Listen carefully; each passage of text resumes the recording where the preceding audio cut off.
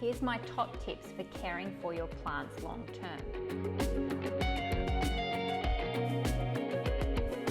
It's important to water your plants well and allow them to drain properly. Take your plants outside to water or just pop them in the shower. There are lots to consider when watering is concerned. The size of your pot, the size of your plant, and your artificial climates inside your home can all affect your watering schedule. This is where Sustee just really takes away all that guesswork. Water your plants and wait for the Sustee to turn blue. Then only water once it turns back to white again.